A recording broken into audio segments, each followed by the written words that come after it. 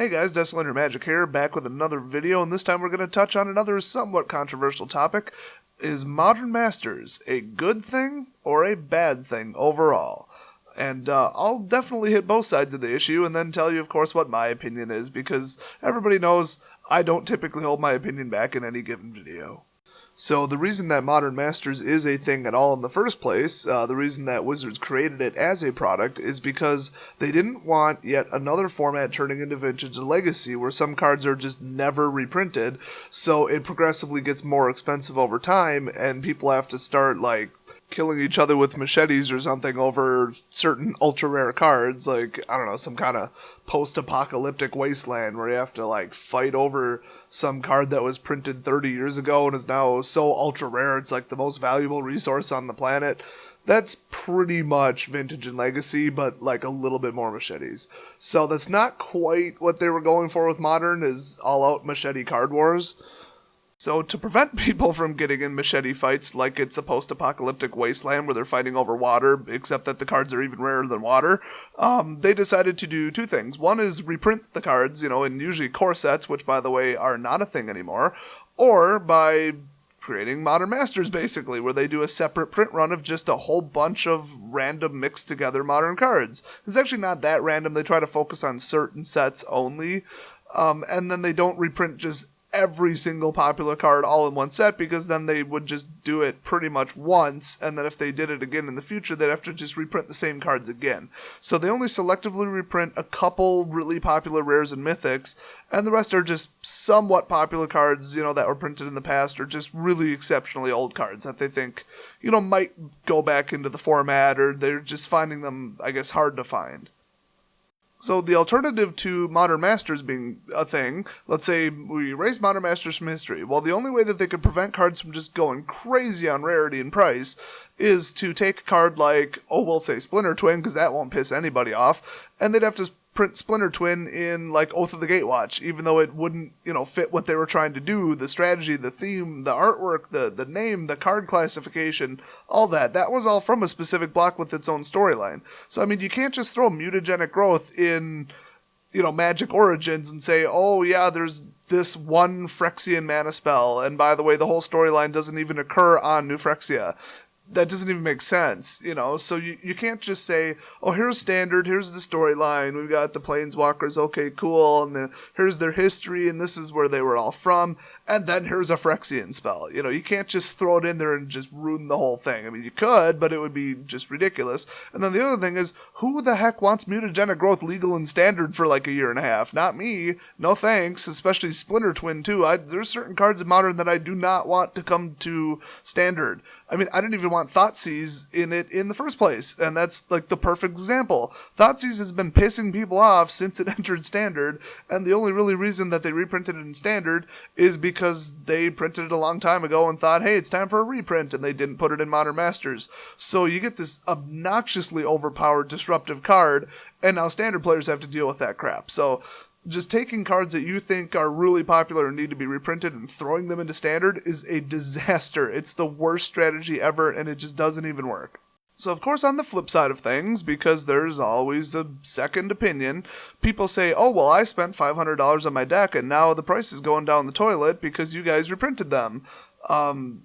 Great. Did you really think that it would turn into Legacy and Vintage after they literally said word for word, we aren't going to let this turn into Legacy and Vintage, where the cards just go rarer and rarer and rarer and your deck just goes up, up, up, and hooray for investments? You can either really buy a card or a bunch of a card as an investment because you think it'll go up, or you can buy a playable deck and play every week with it. It's usually not both. Occasionally you get away with both, but from a Wizard standpoint, they told people don't count on that. If you're actively playing with one and other people are actively playing with it, they're going to do their best to suppress the prices a little bit and keep it reasonable so that people can, actually play the game they invented maybe. And the other big counter argument is, they're just trying to make money. Well, first of all, yeah, but not in an unfair manner. Every business is out to make money. You don't just invent a format called Modern and then not make a penny off it, which is pretty much what was going on. Some local vendors that had large hordes of old cards were making a fortune off it, but Wizards doesn't see any of that. They only make money on the newest sealed product. And of course, the dual decks and the licensing and the play mats and whatever. So they make most of their money on the sealed products from the latest release. So then they thought, why are we inventing this great new super popular format that's at giant world tournaments and not making any money off it? That's just bad. I mean, they're literally making nothing on it. So they thought, well, let's fix two problems and make Modern Masters. But people said, oh, they're just, they're taking money out of my pocket and putting it in their pocket because this was a $100 card and now it's $50. So they just ruined all the money I put into it so that they could line their pockets with money. But it's not like they're being unfair about it. I think they're being perfectly reasonable. It's a perfectly legitimate business strategy. And it's really helping more people than it's hurting, because for every person holding a $100 card, there's 10 people that want that $100 card and can't afford it, and then thus can't play that deck or can't play Modern at all. So it's really a lot of really selfish people that are complaining about it. So that's why I just find both of those arguments against Modern Masters completely invalid and just very self-centered and selfish. So to cater to all those machete fight enthusiasts that just want cards to get rarer and rarer and rarer until people have to kill each other over them, which by the way is maybe perhaps a slight exaggeration and hyperbole in case you didn't catch that. I don't actually think there's going to be giant post-apocalyptic machete wars over certain Modern cards. Although Snapcaster's getting there, but for now I don't think that's realistic. Wizards did cater to those people, actually, no matter how selfish they are, which really those people are just trying to say, I want these cards to go up and up and up over time so that I can show it off to my friends and seem rich and just basically be a stuck-up jerk. So I don't know why they're catering to those people, but they did do a couple things in Modern Masters to appease them. First of all, they did what they call like a limited print run of the products. So they're only printing a certain amount, and they're going to adjust the worldwide supply of a certain card by exactly one amount. So let's say they estimate there's 1 million copies of Splinter Twin out there, and they could add an extra 150,000. So then that goes in the set, and then a whole bunch of cards they said need to be upped by about 150,000. So they print 150,000 copies, put them in boxes, and sell exactly that much. So from a distributor side, how they actually do this is if I typically order 100 boxes and somebody else typically orders 500 boxes, they'll get like 50 and I'll get 10. So they said take these 150,000 boxes that we just made and distribute them based on the past sales, like ratios or percentages, I guess, of all your customers combined for the last couple sets. So then it's nice and even. People get it nice and evenly. Some of the distributors actually do not do it that way, by the way, but mine does. They're a lot more fair about it. They said we just base it solely on like your last 3 orders. So I'm looking forward to that because I'll get a pretty good fair share of Modern Masters myself, which is fantastic. And, then that's it. You can't get any more. I mean, once in a while the distributor will have people cancel orders or they'll over order by 10% and then they'll let, the first person who calls in get a couple more boxes or a couple more cases. But other than that, it's just strictly limited. So I can't just say, oh, cool, I sold out, now I need more. Well, too bad, there are no more, So that means it is physically impossible under any circumstances to add more than 150,000 of a given card to the pool. And I'm sure my numbers are drastically off. I just completely made them up. But it's a way to cap it to make sure it doesn't get out of control. You don't want to have like an estimated 50,000 cards, copies of an old card floating around in the world and then print 1 million of it because the price will hit $5, so that's what they did to appease those people who are whining about the prices dropping and prevent the prices from dropping just down the toilet, which actually really affects their vendors too. If I'm a vendor and I'm holding 100 copies of Snapcaster Mage, and I decided to sell off 50 when they kind of went up, and now I'm holding the rest because they might go up over time, and then they reprint 1 million Snapcaster Mages in the next Modern Masters and just make it an unlimited print run, those things are worthless. I just lost my butt on those, especially if I actually acquired those 50 cards for cash at some point, because it'll be, worth nowhere near that much. So you don't want to piss off the customers, you don't want to piss off the vendors, and that would do both. So they made it a limited print run, and everybody's pretty happy with that. Now they also did something else to make sure that they don't completely anger certain people.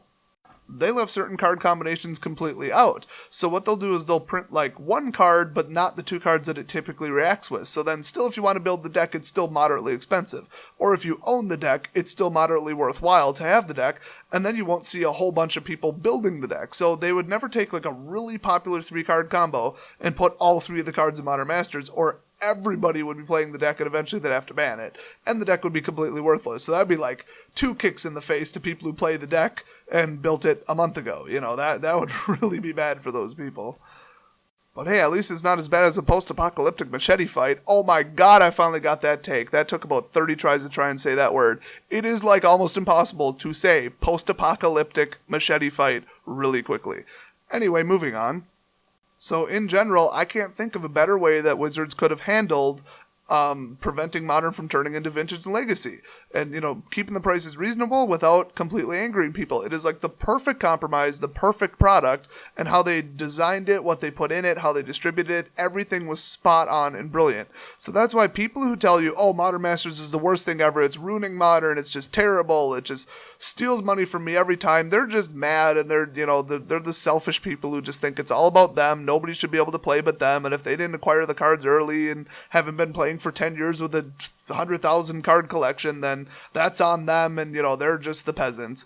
So those types of people arguing against Modern Masters, I just don't take them seriously and I don't listen to them. So if you guys have any sort of logical argument that they shouldn't be printing Modern Masters, other than the ones that I already myth busted in this video, then leave it in the comment section, because I'd love to hear like legitimate complaints, because I just find it hard to even say that Wizards did something correctly, because they do it so infrequently and they tend to just completely mess up everything else they do. So who knows, maybe there is some giant downside that I am not considering, but I kind of doubt it. So go out and support the new Modern Master set that's coming out in 2017, and honestly, you might want to place your pre-orders right about now, because it's a limited set.